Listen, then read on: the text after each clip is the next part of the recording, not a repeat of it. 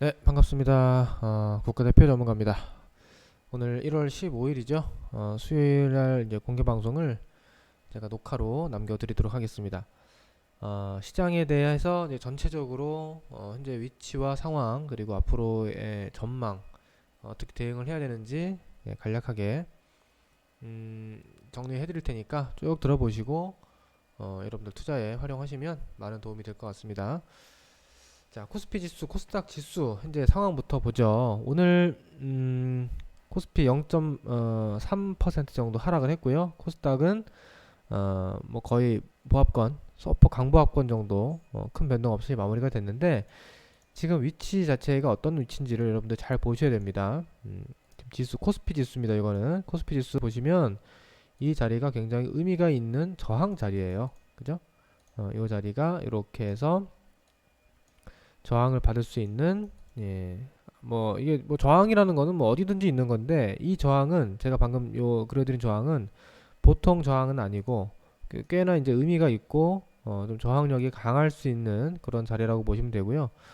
이렇게 좀 추세적인 관점에서 봐서도 조금 이제 물론 뭐 살짝 넘어가기도 했는데 부담이 있는 자리인 건 분명하죠. 그래서 여러모로 저항 자리가 강한 의미 있는 자리에 지금 위치를 해 있다. 무슨 말이냐? 지수가 여기에서 쉬지 않고 계속 쭉쭉쭉 가는 것을 기대하는 것은 굉장히 힘들다. 뭐 물론 가능성이 전혀 없다고 할 수는 없지만 확률이 굉장히 희박하죠. 그럼 어떻게 되느냐? 앞으로 뭐 하락을 하든 아니면 뭐 횡보를 뭐 하면서 박스권 형태로 매물 소화를 하든 뭐 아니면 완만하게 뭐 조정을 받든 아무튼 이렇게 진행될 가능성이 있는 거지. 계속 여기서 추가 상승을 베팅해서 막 급하게 수익을 노리는 그럴 만한 자리는 아니다라는 거죠. 자, 코스피 지수 이렇게 봤고요. 코스피 200 지수도 보겠습니다. 코스피 200은 굉장히 또 많이 올라왔어요. 저점 대비. 이제 삼성전자 하이닉스가 많이 올라왔기 때문에 그런 거죠. 코스피 전체에서 특히 코스피 200 중에서도 시가총액이 제일 큰 압도적으로 큰 삼성전자 우선주 하이닉스가 이제 많이 올랐기 때문에 지수는 일단 많이 올랐어요. 그래서 코스피 200도 보시면 이런 자리가 굉장히 의미가 있는 저항 자리입니다. 그죠? 네, 이렇게 부담이 있고요. 마찬가지로 이렇게 봐도 좀 부담이 있는 단기 과열 자리입니다. 그래서 얘도 마찬가지로 여기서 바로 다이렉트 돌파를 기대하는 것은 희박하고요. 가능성이 하락을 하든 박스권 횡보하면서 매물 소화를 하든 완만하게 하락을 하든 최소한 눌리면서 쉴 가능성이 높다라는 거를 우리가 알고 있어야 되고요. 자, 코스피는 그래요. 그러니까 코스피는 삼성전자 하이닉스를 비롯해서 좀 대형주들 그런 종목들 같은 경우는 방금 제가 말씀드린 그런 기준에서 보시면 뭐 크게 무리가 없을 것 같고요. 대신에 이제 뭐 그 외 종목들 뭐 중소형주라든지 뭐 전혀 위치가 다르고 패턴이 다른 종목들은 지수가 빠진다고 무조건 전 종목이 하락하는 건 아닙니다. 특히나 다시 그쪽 이어가서 제가 지금 지수가 폭락한다는 얘기를 하는 게 아니에요. 그죠? 어, 하락 추세를 이어간다는 얘기가 아니고 지금 이미 보시면 코스피 지수는 하락 추세를 넘어갔어요. 이렇게 2018년 초부터 2019년도 가을까지 여름 가을까지 이어졌던 하락 추세가 돌파가 됐기 때문에 지금 하락 추세는 끝났어요. 그래서 반등 또는 상승 추세가 진행 중인데 거기서 만나는 1차적인 저항인 겁니다. 여기서 소화를 잘 하고 나면 뭐 어떻게 소화를 할지는 두고 봐야 될 일이지만 다시 상승하면서 돌파될 수 있어요. 얼마든지. 그렇기 때문에 여기서 나오는 요 하락은 물론 뭐 하락이니까 장세가 아주 좋을 거라고 볼 수는 없지만 과거에 우리가 이제 경험했던 요런 어떤 하락장이랑은 다르다는 거죠. 그죠? 그래서 지수가 하락한다고 뭐 모든 종목이 다 하락한다거나 완전히 뭐 박살난다거나 그런 장은 아닐 것이다. 그 말씀을 좀 미리 먼저 드리고요. 코스닥도 뭐 마찬가지입니다. 마찬가지로 뭐 지금 자리는 저항이 있는 자리예요.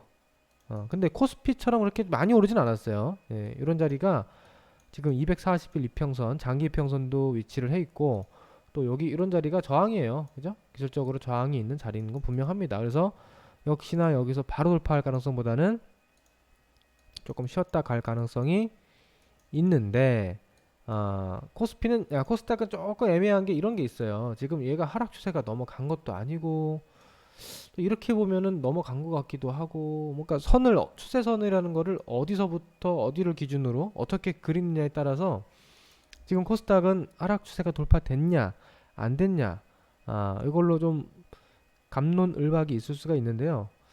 저는 그렇게 생각합니다. 그러니까 엄밀히 따지면 돌파가 아직 안 됐다고 보는 게 맞죠, 보수적으로. 근데 그게 중요한 건 아니에요. 왜냐하면 지금 코스피 돌파됐죠. 그 다음에 코스닥 150이 이미 돌파가 됐어요. 코스닥 150으로 보면은 이미 하락 추세가 완전히 돌파가 됐기 때문에 결국에는 코스닥 쪽도 지금 당장은 돌파가 안 됐다고 볼 수 있어도 결국 돌파된다고 보는 거죠. 쉽게 말해서. 지금 안 된 거지. 결국 돌파할 겁니다. 그러니까 이렇게 뭐 추세를 보수적으로 보더라도 눌리겠지. 뭐 눌렸다가 나중에 돌파하겠죠, 뭐. 그죠? 이렇게 될 가능성이 높아요. 돌파가 이제 올 상반기 안에는 거의 뭐 여기 넘어간다고 저는 보고 있습니다. 어쨌든 코스닥도 그렇고 코스닥 150도 비슷하게 지금 저항 자리입니다. 예, 저항 자리. 저항을 느낄 수 있는 자리고 좀 쉬어야 된다. 예. 그래서 마찬가지로 뭐 이게 뭐 하락을 하든 여기서 위에서 횡보하면서 물량 소화를 하고 넘어가는 시도를 하든 뭐 완만하게 눌리든 이런 형태로 될 것 같아요. 요게 이제 어떤 시나리오를 갈 것이냐 구체적으로 이제 그거는 조금 이제 뭐 지금 미리 예단하고 어떻게 뭐 예언하는 거는 좀 그렇고요. 저는 일단은 뭐 크게 밀릴 것 같지는 않아요. 시장이 아까 코스피랑 코스닥 모두 이렇게 갑자기 여기서 막 급락이 나온다거나 큰 조정이 나올 거라고 보지는 않습니다. 완만하게 눌리면서 또는 이제 조정을 박스권 형태로 또는 살짝 완만한 N자형 조정 형태로 이렇게 소화를 하면서 결국에는 추가 상승을 여기 저항 돌파를 모색할 가능성이 높다. 그렇게 보고 있거든요. 이렇게 해서 뭐 소화하다가 간다든지 이런 식으로 그래서 저는 한 2, 3월까지 내다본다면 특히 3월 정도까지 내다본다면 코스닥이 그래도 700선 이상 회복하는 시도는 충분히 가능하다라고 일단 보고 있습니다. 자, 그 이유는 뭐 여러 가지가 있어요. 일단은 우리 시장을 비롯해서 글로벌 증시를 그동안 괴롭혔던 가장 큰 불확실성이 바로 미중 무역 전쟁이죠. 미중 무역 전쟁이 장기화되면서 협상도 될 것처럼 하다가 자꾸 이제 엎어지고 했는데 결국에 이제 1차 합의가 거의 뭐 됐고요.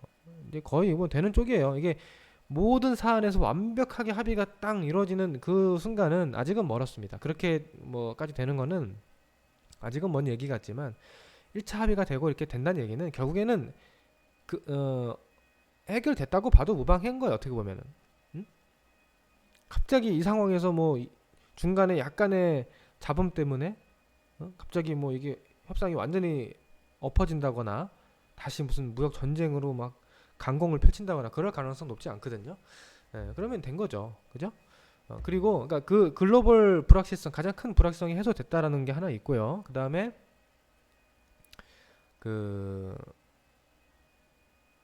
지금 뭐 반도체 경기라든지 뭐 2차 전지라든지 그리고 중국이 이제 시진핑 주석이 3월 달에 방한을 한다고 하죠.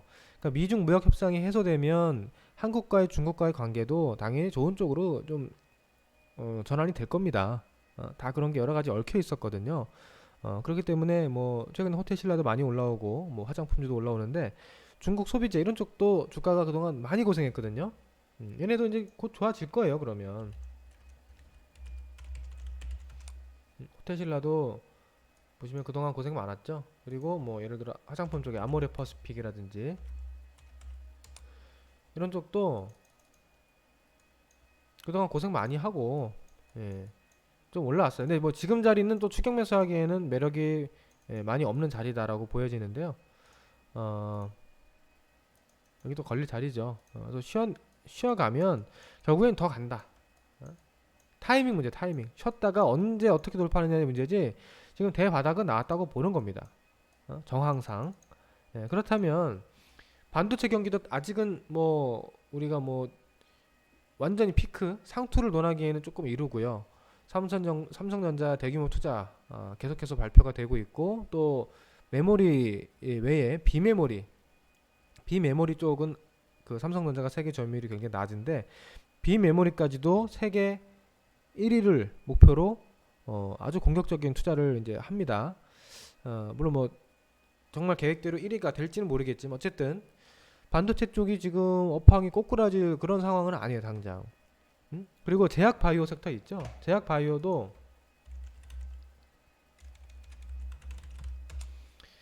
글쎄요, 뭐 지난 2017, 2018년도처럼 대규모의 어떤 뭐 급등이 나온다라고 보기에는 아직은 조심스럽지만, 이런 걸 기대하는 건 당연히 이제 좀 그렇고요. 그래도 그동안 조정을 많이 소화한 상태에서 이제 바닥을 좀 잡아가는 그런 모습이거든요. 그럼 큰 상승은 아니더라도 뭐 이렇게 올라올 수 있어요. 타이밍 문제야. 이번에 그러니까 반도체가 예를 들어 지금은 1월 중순인데 1월 말 2월 초에 반도체가 주도가 될 거냐, 제약 바이오가 주도가 될 거냐, 뭐 2차 전지가 주도가 될 거냐, 뭐가 주도가 되는지 타이밍 순서의 차이지, 제약 바이오도 지금 여기서 크게 하락할 어떤 자리보다는, 크게 하락할 뭐 이런 상황보다는 결국에는 우상향으로 간다.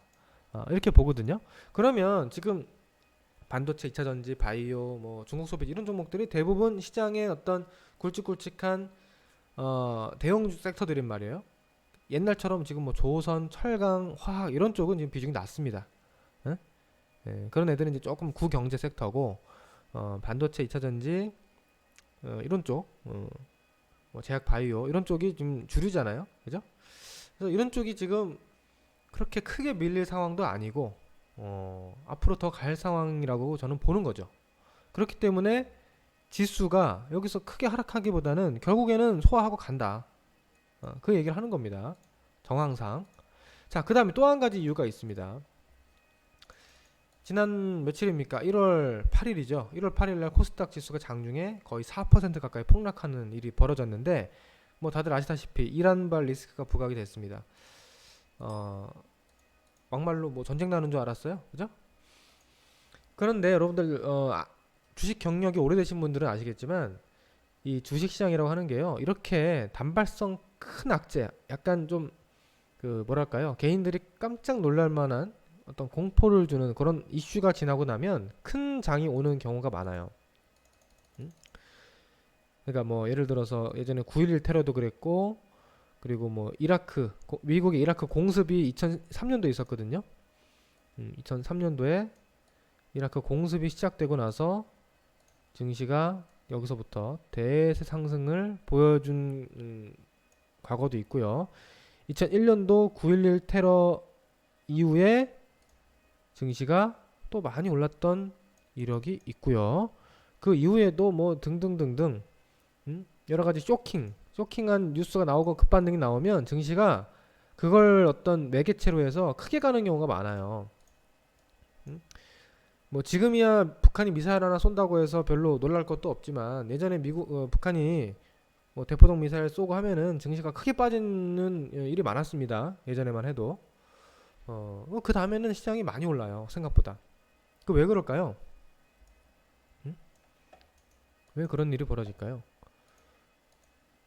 그게 무슨 호재고 악재고 이런 게 아니고, 그 이슈에서 소위 말하는 이제 개미들, 개인 투자자들과 대중들이 투매에 동참하고 손절매하고 포기하고 무서워서 판단 말이죠. 그렇게 파는 수요가 순간적으로 쏟아지고 나면 그건 이제 악재가 아니에요. 사실은 큰 악재가 아니란 말이에요. 9.11 테러가 일어난다고 해서 뭐 미국 경제가 무너집니까? 한국 경제가 무너집니까? 미국이 이라크 공습을 한다고 해서 뭐 한국 경제가 무너집니까? 경제가 갑자기 뭐 악화됩니까? 삼성전자가 갑자기 뭐 나빠집니까? 그거 아니잖아요. 이란이랑 미국이랑 뭐 물론 이번에는 생각보다 빠르게 더 해소됐지만, 설령 미국이랑 이란이 무슨 뭐 치고받고 한다고 해봐요. 예를 들어서 뭐 그렇게 됐다고 쳐보자고요. 그런다고 미국이 망해요? 그런다고 해서 뭐 한국이 지금 뭐 무너집니까? 물론 뭐 아주 무슨 전 세계가 불바다가 될 정도의 전쟁이 일어나면 그거야 당연히 뭐 큰일이지만 그렇게 될 가능성 거의 없잖아요. 음? 음. 확률상. 그러니까 무력적인 충돌이 있어도 아주 국제적으로 소규모로 이제 벌어져서 해결되는 그런 확률이 높지 그렇게까지 확전될 가능성은 굉장히 희박한 거잖아요. 그죠? 그래서 이렇게 급락할 때 개인들은 뭐 뭣도 모르고 뭐 파는 사람들도 많지만 이 스마트머니 시장의 메이저들은 이런 데서 알게 모르게 주식을 많이 사는 거예요. 그래서 그 다음부터는 증시가 큰 그림상 탄력적으로 또 생각보다 많이 상승하는 경향이 짙은 거죠. 그런 일이 그래도 꽤 심심치 않게 벌어지는 거죠. 그래서 이번에도 저도 미리 예상해 드렸어요. 이게 제가 1월 8일 날 이게 그림이 잘 보이시나 모르겠네. 1월 8일 날 제가 댓글 리딩에서 적었던 거를 캡처를 했는데요. 제가 이제 뭐라고 했냐면 요점 말씀드리면 그때 한창 급락할 때였어요. 시간이 좀 지나고 나서 봤을 때에는 그때 이란 이슈 때 주식을 사놨으면 돈 벌었을 텐데 이런 결과가 만들어질 것으로 보여집니다.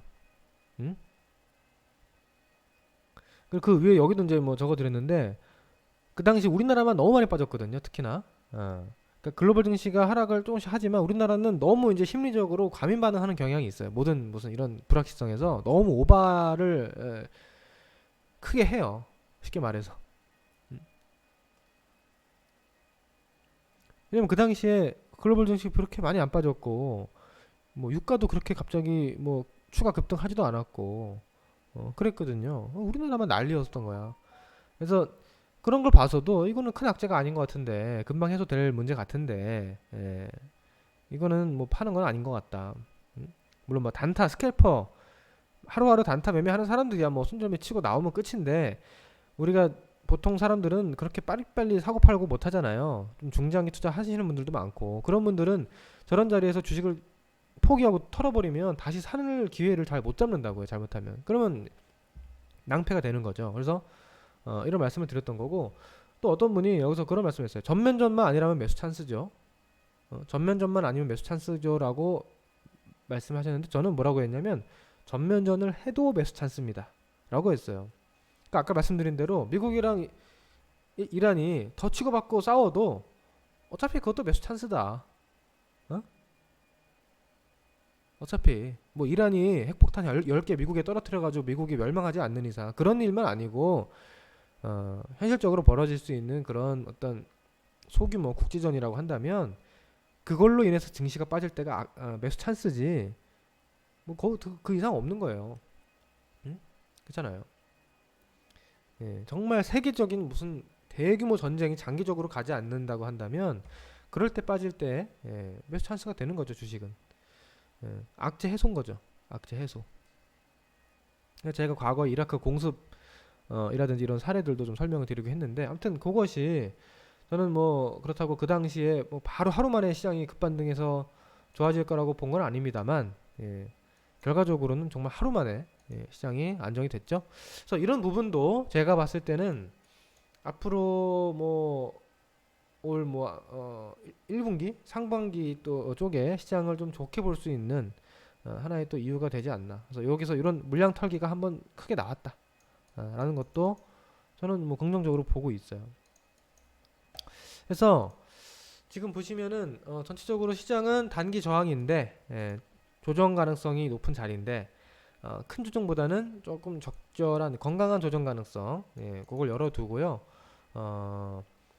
이미 시장은 하락 추세는 넘어갔다. 그러니까 여기서 우리가 경험했던 하락 추세는 아니다. 이제는 그럼 뭐예요? 그렇다고 상승 추세는 아니에요. 아직은 그럼 박스권이지 뭐. 하락 추세가 끝나고 그 다음에 상승 추세가 바로 나오는 게 아닙니다. 하락 추세가 끝나고 이렇게 박스권 왔다 갔다 하면서 상승 추세가 나오는 거예요. 설명하자면 그러니까 뭐 이런 과정들은 그래도 괜찮아요. 하락 추세 아니면 뭐 이때도 뭐 그랬죠. 이때도 보시면 2007년, 2008년 서브프라임 세계 금융 위기 때도 이렇게 급락하고 나서 올라오고 나면은 상승 추세가 나오는데 그 전에 이제 왔다 갔다가 있죠. 왔다 갔다 하고 또 올라오면은 이렇게 쉬고 올라오면 쉬고 올라오면 쉬고 저항이잖아, 저항. 음? 그렇다고 해서 뭐 폭락이 나오나요, 여기서 갑자기? 갑자기 뭐 대폭락이 또 나와서 무너지나요? 그거 아니잖아요, 그죠? 그러니까 그런 걸 생각할 때는 아니다는 거죠. 결국 큰 그림을 보면 더 가잖아, 이렇게. 여기서 봤을 때 당장은 못 가고 조정받고 저항에 걸리는 모습이지만 큰 그림 더 가잖아요. 그렇다는 얘기예요, 제 생각도 지금은. 여기 당장 못 간다, 이렇게는 못 간다. 그러나 여기 소화하면 더 간다, 나중에 더 간다. 이런 관점으로 보시면 될 것 같아요. 그리고 종목들 아까 말씀드렸던 대표적인 지금 주도 섹터들도 위치가 그렇게 나쁘지가 않고요. 뭐 당장 상투를 걱정할 그런 상황 아닙니다. 삼성전자 볼까요? 삼성전자를 지금 뭐 얘기 안 하면 설명이 안 되죠, 시장이. 대망의 역사적 신고가를 갱신을 했습니다.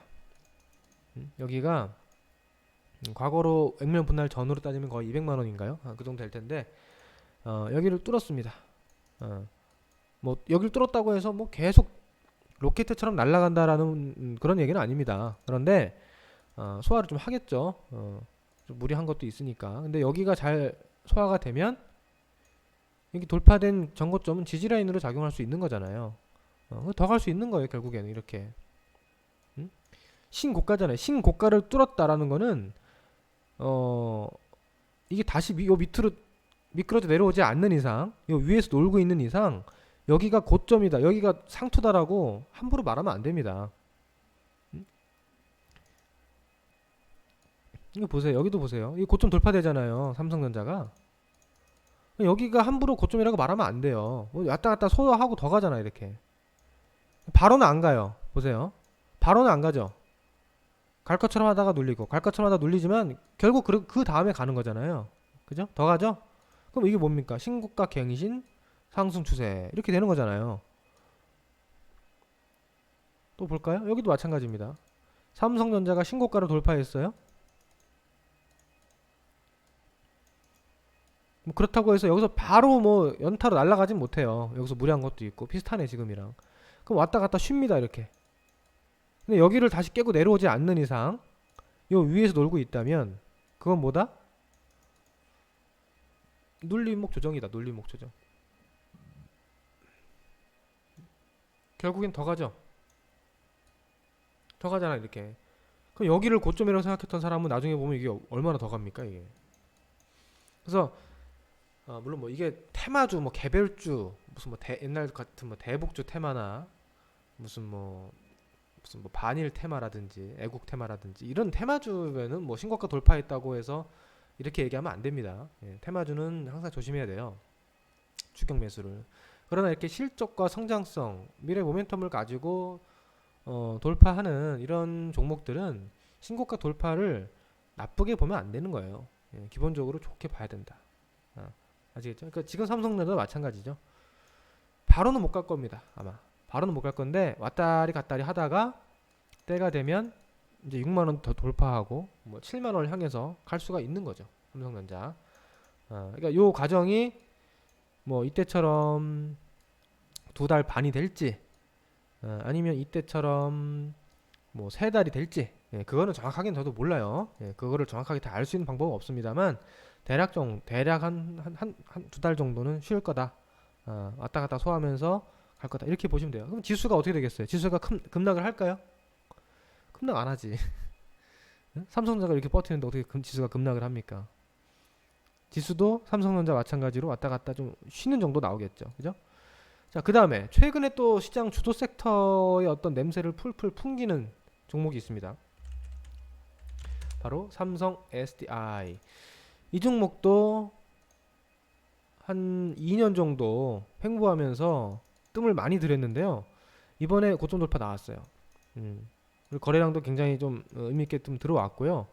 이 치고 나가는 이 강도를 보시면 그냥 뭐 우연히 나온 게 아니고 주포 메이저들이 정확하게 의도를 하고 만든 그런 돌파 흐름이라고 보시면 됩니다. 그러니까 여기서 삼성전자랑 아까 비슷한 관점인 거죠. 돌파를 했다는 거는 뭐 여기서 바로 날아간다 이거는 아니에요. 왜냐면 이건 중소형주도 아니고 테마주도 아니고 워낙 대형주기 때문에 시가총액이 지금 18조 원짜리 대형주기 때문에 뭐 날아가는 건 쉽지 않을 겁니다. 그런데 여기서 고가 돌파 이후에 매물 소화를 잘 하면 이게 뭐 한 달이 될지 두 달이 될지는 모르겠지만 더 갈 수 있다. 네, 더 가면서 삼성 SDI도 신고가 형태로 시장을 주도하는 주도주가 될 수 있다. 이렇게 보여집니다. 자, 삼성 SDI 무슨 종목입니까? 배터리. 2차전지 관련주죠. 2차전지라고 하는 것이 뭐 스마트폰에도 쓰이고 노트북에도 쓰이고 뭐 여기저기 많이 쓰이는데 이 지금 삼성 SDI를 우리가 주목해야 되는 이유는 전기차입니다. 전기차. 우리가 전기차를 지금 길거리에서 많이는 볼 수 없어요. 아직은. 예. 그런데 이제 2020년이 이후에 2022년, 2025년까지 앞으로 한 5년 정도 내다보잖아요. 유럽을 필두로 해서 또 중국을 필두로 해서 우리나라도 전기차 점유율이 계속 올라갈 수밖에 없습니다. 특히 이제 유럽 같은 경우는 이 파리 협약 때문에 의무적으로 그렇게 갈 수밖에 없어요. 이건 뭐 기업의 어떤 경영 판단이랑 별개로 어떤 이 그렇게 원칙을 정해놨어요. 유럽에서는 무조건 내연기관을 어떻게 앞으로 안 판다. 디젤 자동차 안 판다. 생산하면 안 된다. 언제까지 생산을 중단하고 친환경 차 몇 년까지 몇 퍼센트, 몇 년까지 몇 퍼센트 이상 만들겠다라고 했기 때문에 이거는 뭐 어쩔 수 없는 시대의 흐름입니다. 그러면 어떻게 될까요? 2차 전지 수요가 계속 급증할 거 아닙니까? 이 전기 자동차는 자동차 가격이 예를 들어 5천만 원이라고 하면 그 가격 5천만 원 중에 거의 2천만 원 이상이 배터리 가격이에요. 배터리가 엄청 크고 엄청 중요한 핵심이기 때문에 이 배터리 산업이 지금 스마트폰에 들어가는 이거랑 비교가 안 됩니다. 그래서 굉장히 큰 산업이 열리는 거고 그렇게 본다면 삼성 SDI의 최근 흐름이 뭐 냄새가 많이 나죠. 그죠? 그리고 이 뭐 예를 들어서 포스코 케미칼 과거의 포스코 캠텍이죠. 이런 종목들도 2차전지 이 파동으로 2018년도에 급등했던 적이 있는데 작년에는 많이 빠졌어요. 8만 원을 고점으로 해서 한 4만 원대까지 거의 반토막 났는데요. 이건 뭐냐? 전기차가 앞으로 안 좋아서 그러냐? 그게 아니죠. 앞으로 좋은 건 맞는데 주가가 너무 빠르게 단기간에 2017년도 만 원에서부터 8만 원까지 2년 동안에 8배가 올랐는데 이렇게 2년 동안 8배 오를 정도로 좋은 건 아니에요. 앞으로 장기적으로 점점 좋아지는 건 맞는데 매년 4배씩 오를 정도 아니에요. 그죠? 그럼 이건 뭐예요? 너무 거품이다 이거지. 거품. 거품이 꼈기 때문에 거품을 빼고 속도 조절한 겁니다. 그리고 이제 전기차 섹터, 2차전지 섹터가 2019년도에 조금 이제 뭐 좀 여러 가지 악재가 있긴 있었죠.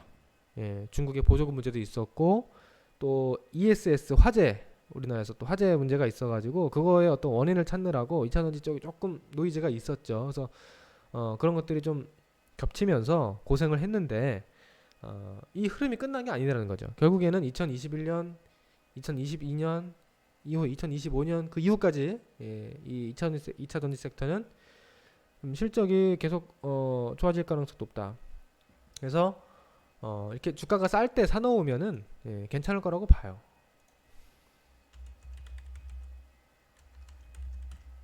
뭐 일지 머티리얼즈 이런 종목들도 괜찮고요. 근데 대신에 막 너무 많이 오를 때 막 이런 데 쫓아가가지고 위에서 쫓아가면은 수익이 또 잘 안 나겠죠. 그죠? 그렇게 해서 본다면은 지금 반도체 삼성전자를 비롯한 반도체도 괜찮고 이 2차전지도 굉장히 비중이 큰 쪽인데 나쁘지 않고 시장이 지금 크게 빠질 가능성이 별로 없어요. 빠져봐야 조정이지 뭐.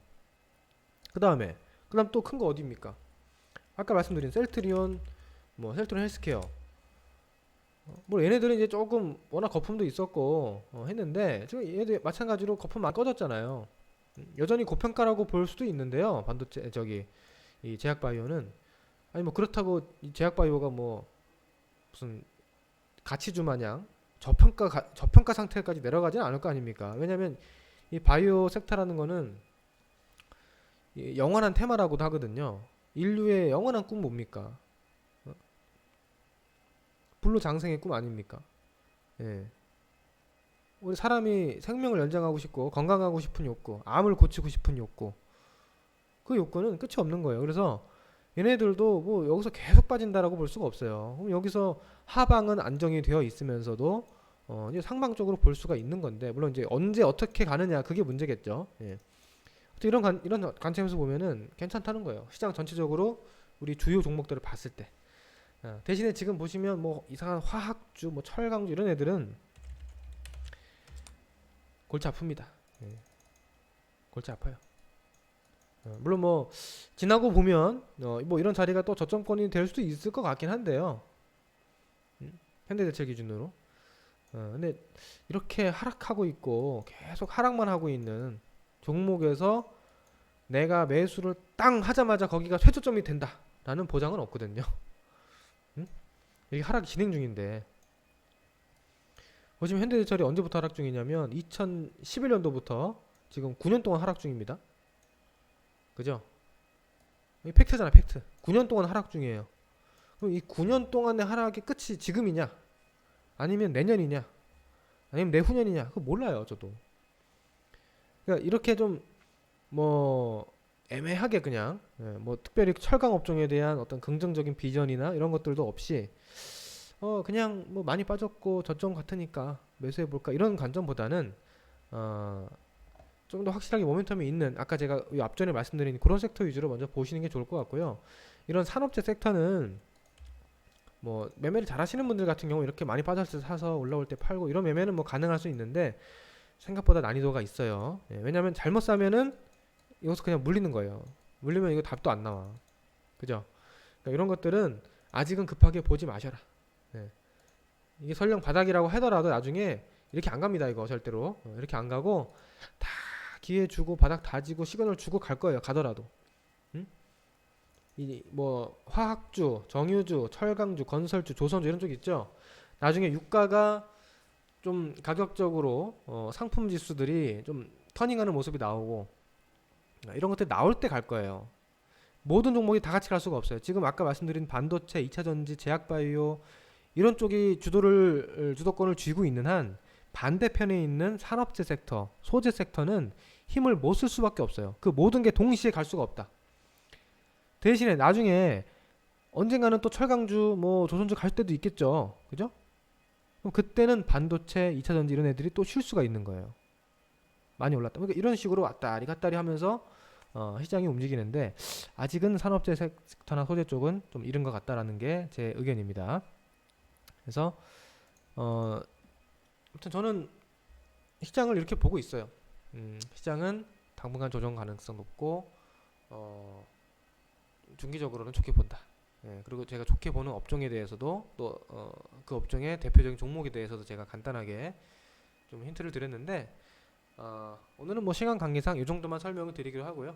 나중에 또